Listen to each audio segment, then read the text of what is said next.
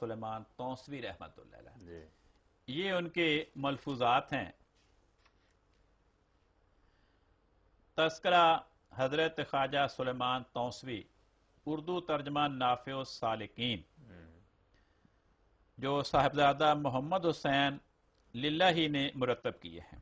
شعاع ادب، مسلم مسجد، چوک انارکلی، لاہور نے ان کو شائع کیا۔ حضرت خواجہ سلیمان تونسوی رحمۃ اللہ علیہ نے جو اس ملفوظات کے صفحہ 156 157 پہ ان کی خواب لکھی ہے، وہ خواب دیکھیں۔ ایک روز حضرت قبلہ نے یعنی حضرت خواجہ سلیمان تونسوی نے حلقہ نشین علماء کے سامنے فرمایا کہ میں نے خواب میں دیکھا ہے کہ میرے دونوں پاؤں کے نیچے مصحف حمید یعنی قرآن مجید ہے اور میں اس کے اوپر کھڑا ہوں۔ اب اگر خواب پہ اعتراض کرنا درست ہے، یہ تو قرآن پاک کی بڑی بے ادبی ہو گئی کہ اتنا بڑا ولی اللہ اور خواب کیا دیکھ رہا ہے کہ قرآن کریم کے اوپر دونوں پاؤں رکھ کر کھڑا ہے۔ وہ یہ نہیں کہتے کہ میری خواب جھوٹی ہے، میں نے جھوٹ کیا، بے ادبی کی، کفر، کیا کہتے ہیں؟ علماء کو پوچھتے ہیں اس خواب کی کیا تعبیر ہے؟ سارے علماء اس خواب کی تعبیر بیان کرنے سے عاجز آ گئے۔ پس آپ نے مولوی محمد عابد سوکری علیہ رحمت کو، جو کہ بڑے متبحر اور متدین عالم تھے، طلب کیا اور ان کے سامنے خواب بیان کیا۔ مولوی صاحب آداب بجا لائے اور کہا کہ مبارک ہو، جو آپ نے خواب دیکھی ہے کہ قرآن شریف کے اوپر دونوں پاؤں رکھ کر آپ کھڑے ہیں، یہ خواب بہت مبارک ہے، کیونکہ قرآن شریف عین شریعت ہے اور جناب والا کے دونوں قدم ہر زمانے میں جادہ شریعت پر مستحکم رہے ہیں اور اب بھی ہیں۔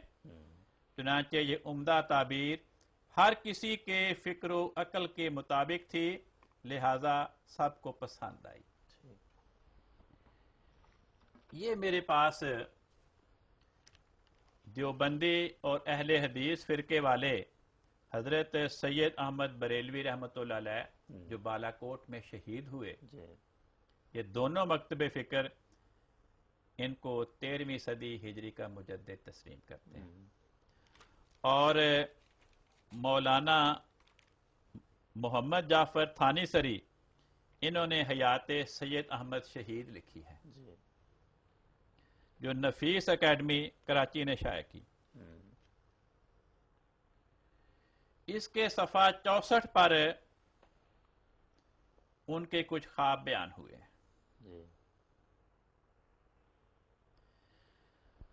مولوی صاحب یعنی سوانح نگار بیان کرتے ہیں، ایک دن حضرت علی کرم اللہ وجہہ اور جناب سیدہ فاطمہ الزہرا رضی اللہ عنہما کو سید صاحب نے خواب میں دیکھا۔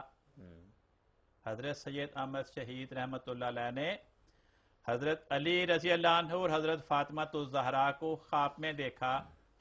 اس رات کو حضرت علی نے اپنے دست مبارک سے آپ کو نہلایا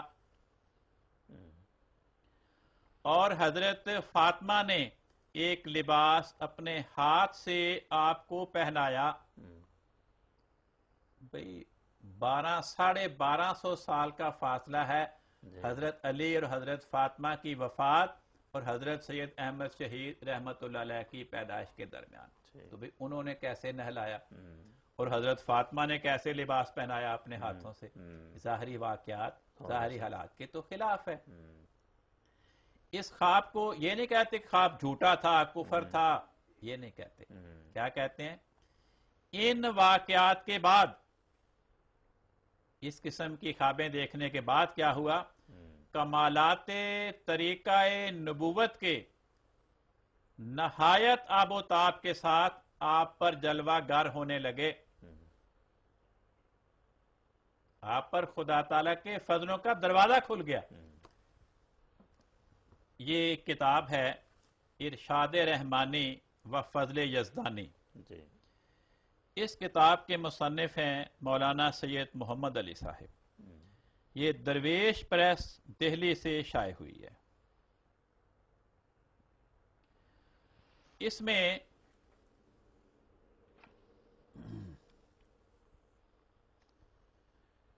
حضرت اپنے پیر و مرشد کا خواب بیان کرتے ہیں، شاہ فضل الرحمان صاحب کا. کہتے ہیں انہوں نے اپنا ایک خواب بیان کیا. کیا بیان کیا؟ ایک مرتبہ حضرت علی رضی اللہ عنہ فرمانے لگے کہ ہمارے گھر میں جاؤ. مجھے فرمانے لگے حضرت شاہ محمد آفاق کہ ہمارے گھر میں جاؤ. مجھے جاتے ہوئے شرم آئی، اس لیے تحمل کیا. حضرت نے مقرر فرمایا کہ جاؤ، ہم کہتے ہیں. میں گیا. اندر حضرت فاطمہ رضی اللہ عنہما تشریف رکھتی تھیں. آپ نے سینہ مبارک بالکل کھول کر مجھے سینے سے لگا لیا اور بہت پیار کیا. کئی صدیوں کا فاصلہ ہے ان کے درمیان، اور ویسے بھی یہ حضرت فاطمہ کے محرم نہیں ہیں، ان کے بیٹے تو نہیں ہیں کہ ان کے سینے سے لگیں. تو ظاہری حالات کے یہ خلاف ہے. اس پر حاشیہ میں کتاب کے مصنف مولانا محمد علی صاحب کیا لکھتے ہیں کہ اس خواب کی کیا تعبیر ہے. کہتے ہیں اس سے مقصود بلا واسطہ اور بلا حجاب اپنے کمالات باطنی سے فیض یاب کرنا ہے. حضرت فاطمہ نے خواب میں جو ان کو اپنے سینے سے لگایا تو کیا تعبیر تھی اس کی؟ اپنے باطنی کمالات سے فیض یاب کرنا، اور یہ امر ظاہر کرنا ہے کہ حضرت مولانا مثل معصوم بچوں کے ہیں اور ہمارے پیارے ہیں. اس کی نظیر شاہ نور الدہر رحمہ اللہ کی حالت ہے جو ملفوظات رضاکی کے صفحہ 92 میں لکھی ہے کہ حضرت عبد الرزاق ہانسوی در مدح ایشاں فرمودہ اند کہ شاہ نور الدہر را دیدم کہ در آغوش حضرت فاطمہ زہرا علیہ السلام آنچنا بازی می کند کہ اطفال در کنارے مادر خود می سازن. کہتے ہیں حضرت عبد الرزاق ہانسوی رحمت اللہ علیہ نے خواب میں دیکھا کہ شاہ نور الدہر رحمت اللہ علیہ وہ حضرت فاطمہ تو زہرا کی گود میں بیٹھے ہیں اور بچوں کی طرح ہر فاطمہ کے ساتھ کھیل رہے ہیں. یہ لکھ کے آگے کہتے ہیں تشریح میں، چھوٹے بچے جب ماں کی گود میں کھیلتے ہیں تو کبھی ماں کے کرتے میں اپنا منہ چھپا لیتے ہیں، کبھی ماں کا پیٹ کھولتے ہیں، سینے پر ہاتھ ڈالتے ہیں. غرضے کہ یہ واقعہ ہمارے حضرت کے واقعہ سے بہت مشابہ ہے.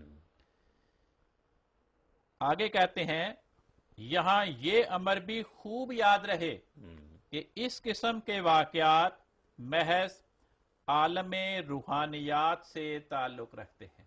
خوابوں اور کشوف کے واقعات جو ظاہری حالات کے مطابق نہیں ہوتے وہ عالم روحانیات سے تعلق رکھتے ہیں.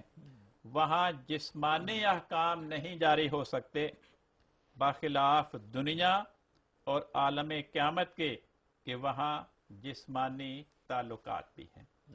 تو یہ تفصیل تھی اس اعتراض کی بابت حقیقت. بہت شکریہ محترم مولانا صاحب. ناظرین اکرام، آپ نے سنا اور دیکھا کہ تفصیل کے ساتھ مولانا صاحب نے روشنی ڈالی ہے، جو اعتراضات کیے گئے ان کی حقیقت بیان کی ہے.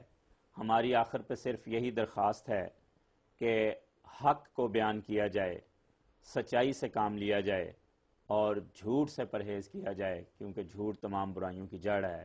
اللہ تعالی ہم سب کو سچائی پہ قدم مارنے کی توفیق عطا فرمائے اور دنیا والوں کو بھی توفیق عطا فرمائے کہ وہ سچائی سے کام لیں، سچ کو بیان کریں، سچ کو لکھیں. اسی کے ساتھ ہم آپ سے اجازت چاہتے ہیں. اللہ حافظ و نگہبان.